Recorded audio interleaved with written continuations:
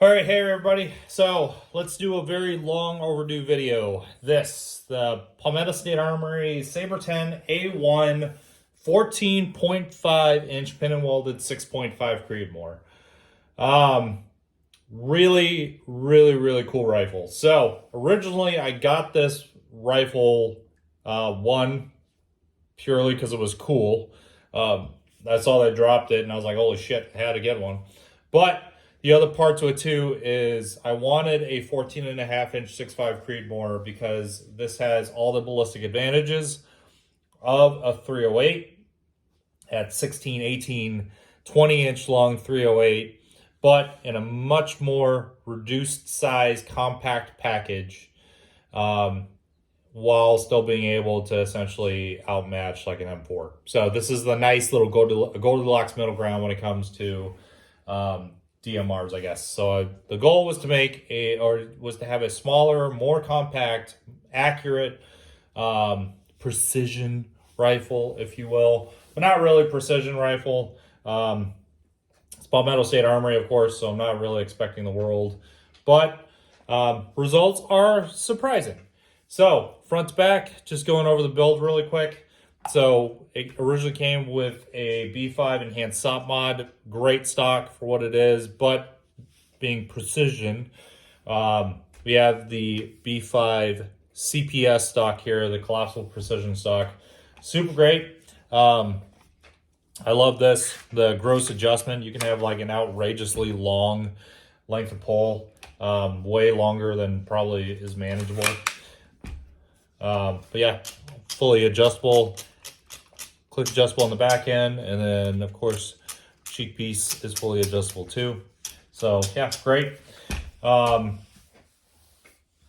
with like it's not A5, it's essentially 308 receiver extension with an H buffer in there. How do I know it's an H buffer? Well, hang on, because there's a giant H that's stamped to it, so one would reason that it's an H buffer. I don't know if that's correct for 6.5 Creedmoor. I just assume it is. I mean, it's their gun. It works. So, hey, great.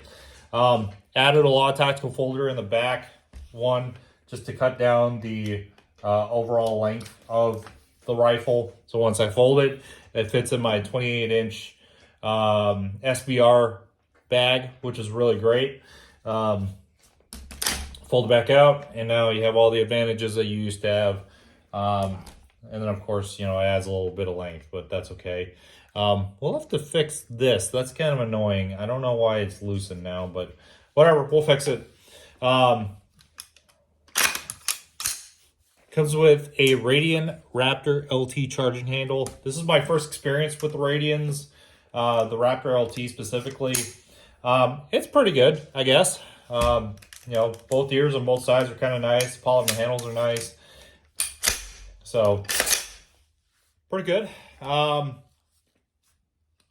of interesting addition here. So it has kind of helical takedown pins. I don't know how to explain it, but as you can see there is kind of a helical track. It's a very interesting way to do a takedown pin, I guess. I've never had anybody do that before. So let's take that out really quick so I can break it open. Come on, you can do it. You can do it. Maybe you can't do it. Wow, just suck it. There we go. All right, talk about the lower really quick. So it's a DPMS lower that also has an Armalite cut. Stag and LaRue are the only two other companies I know that are doing kind of something like that. And then this only comes in the billet, not the Forge. The Forge has a standard DPMS cut. I guess if you're not planning on moving upper assemblies around, it doesn't really matter. So, hey, great. Tensioning pin on the inside to tension on the bottom of your receiver. So, hey, great. Takes out some of that slop.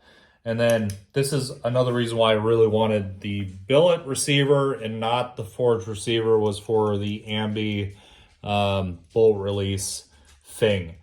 Very simple in how that works. It's essentially a spring-loaded lever on this side. That's all it does is it pushes in. And there's essentially like a plunger that goes through the underside of the bolt release that presses on the bottom part of the bolt release to force it back in. So that's essentially how that works. Super simple. Yeah, pretty good. So the other nice part to this too that I didn't know was this came, well, I did know this, but it comes with the Sabre trigger.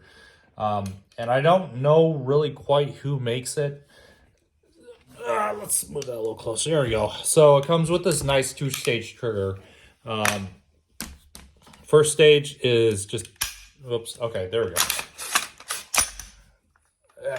All right. Dang it. Freaking law folders. And essentially, the first stage is this very short, very just nice, right? Right there. And then it's maybe like a 2-pound pull, if that, to get it to go off. Pretty nice. Standard AR mag release. Mag release is not ambi. Bolt release is Palmetto State's, you know, whatever bolt release. Talking about the bolt carrier, so it comes with an, you know, Palmetto State's essentially AR-10 bolt carrier. It is dual ejectored, so that's pretty good, and everything's staked, keyed correctly, great. And it's as far as I'm aware, it's a high pressure bolt, 465 Creedmoor, and it's fucking ginormous. So pretty good. You will notice that there is an ass load of gas, carbon fouling on there. We'll talk about that once we get to the gas settings and all that fun stuff. Bral 8000 dust cover, no forward assist on the billet models. So hey, pretty cool. Integral trigger guard that's slightly enlarged, whatever. And then on top of that, anti-walk pins for the trigger and the hammer. So pretty cool. I will say that this this shell deflector here, it's kind of angled forward, not like the AR-15 ones that are kind of angled backwards. This is angled forward enough that if you get your gun into an overgas state, like how originally this gun was, it'll sling your shell casings out hard enough that it'll dent the side of the bodies of the shell casings off of this. It'll definitely kick it forward. You won't get hit in the face or anything like that, but just something to kind of notice, I guess. Top rail, actually talking about the receiver set, so it's full billet like we were talking about before. 7075 T6 if I'm not mistaken, and then Cerakoted moss green, which is what this color is. The Cerakote is okay. There are a few spots where it's already starting to kind of nick off, but hey, whatever, as long as you use your gun, don't matter. So we topped it with an Arkin SH4 Gen 2 4-16. I thought that was a very appropriate rifle scope for something like this. In my other video, I had like a Vortex 1-6. I don't know, that was okay, I guess, but this probably be more appropriate. Sitting in a SIG Alpha 3 mount, these mounts are great. I just don't understand why Sig Sauer always makes their scope mounts, regardless if it's like the Romeo red dots or this, or they're always lower than everybody else's. It's not like this isn't even traditional height. Traditional is 1.535, right? These are 1.3. I don't understand why, but hey, it is what it is. Moving forward, we have a 12-inch QDSM rail. So it's Palmetto State's essentially M-LOK rail. Pretty great. So M-LOK on 5 sides, not 7. So you got the 3, 6, 9, and then you've got these 45-degree M-LOK slots. On the bottom side, however, it is not M-LOK. It's this like make-believe Geisley Mark IV-ish kind of pattern. I assume because they're not really expecting you to put any sort of accessories down there anyways, which is fair. But nevertheless, no M-locks down there. There are QD mounts at both sides and the back, and they are, kind of reinforced with a steel insert, so that's pretty good. 14.5 inch, 416R stainless. I don't know if it's not really bead blast, it's more of a satin, but essentially stainless steel barrel, and it has their kind of, I wouldn't call it heavy profile, but it's heavy enough profile. Heavy enough to do what it needs to do.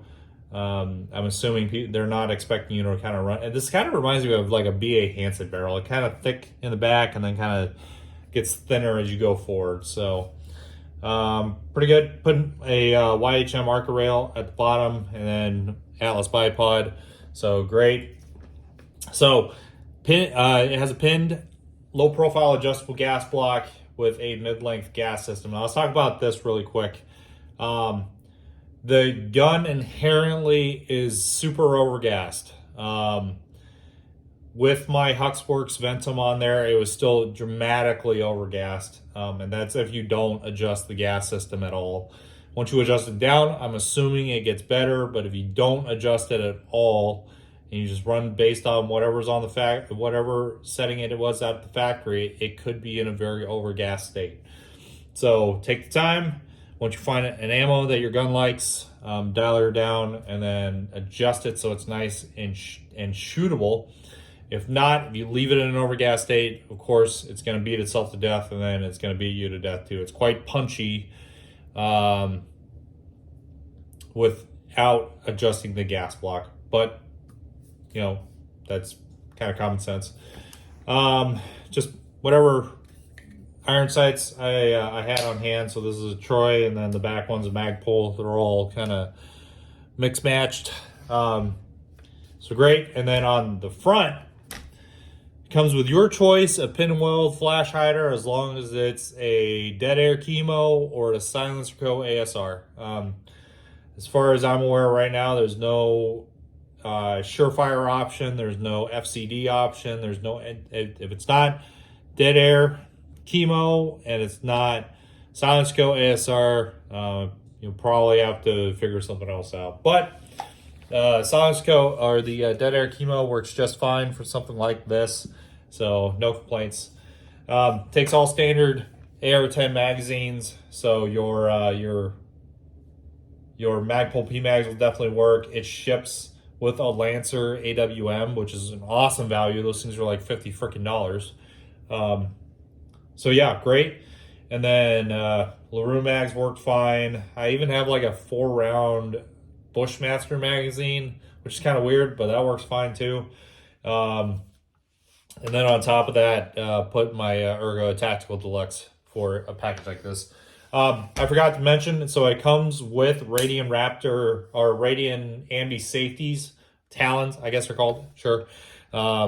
I switched them out for, of course, the Geisley Posi Snap. Like those way better. But for having essentially 2 Radian accessories on here and the value that you get out of this is something like this, it's pretty good.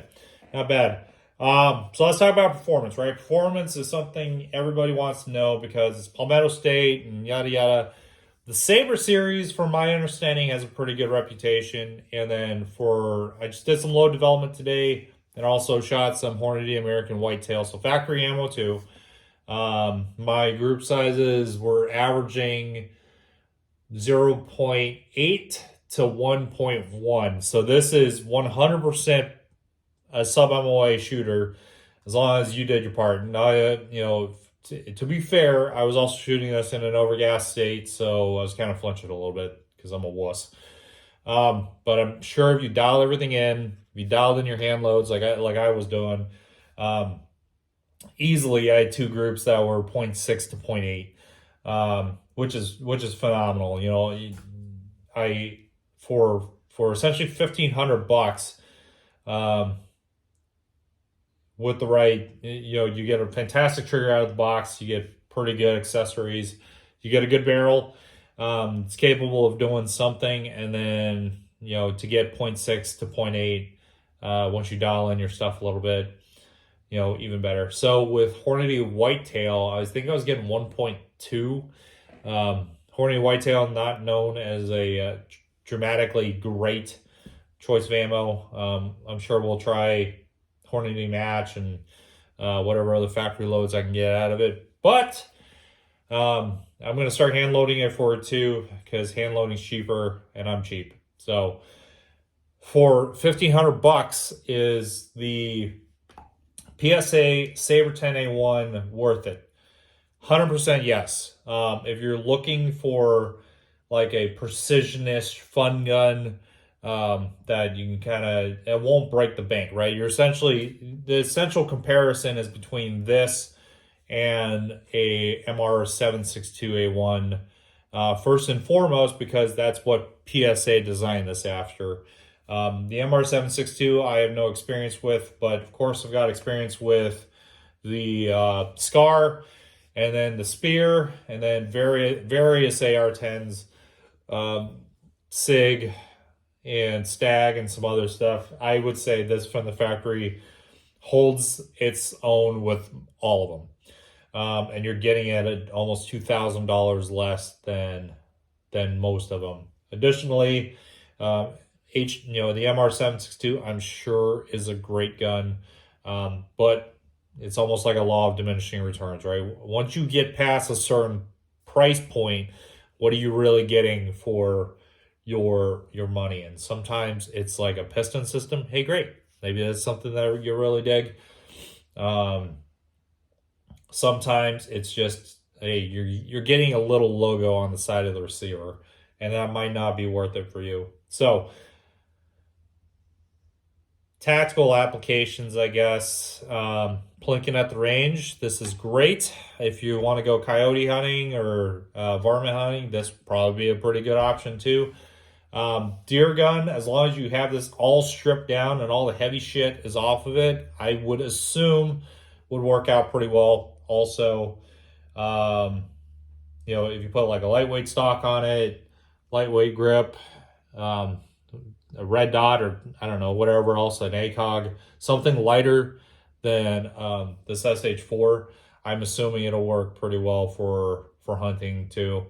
For like a patrol rifle or something like that, it'd still stick with like an AR-15. This wouldn't make a whole ton of sense. But for $1,500, like I said, you're either getting this or you're getting something in its price point that's competitive, which is like probably a SEG 716i tread, which is the next closest in price point and format to the SABRE-10A1. And of course, what are you getting out of that? It's 7.62, which is great, but you're also getting a SIG product that uses a proprietary charging handle and bolt and all that stuff. And you can't really I tried aftermarking a good bit of the 716i tread when I had it. It did okay. It didn't do that great. But am I happy with the SABRE-10A1? Absolutely. This is a heck of a shooter. And I would venture to guess that if I just dialed in my hand loads just a little bit more, it'll do even better. So SABRE-10A1, heck of recommend, especially in the 6.5 Creedmoor 14.5. It is a fantastic shooter and a very handy gun while you're doing it. And it looks good, right? Looks are half the battle when it comes to gun ownership. Because if you're not looking good, then people are going to make fun of you at the range, and then you're going to feel like shit. So if you want a good looking gun that shoots great, get one of these. And yeah, we'll keep shooting her. We'll keep having fun with her and see where we go. Yeah, like, comment, subscribe. See you guys later.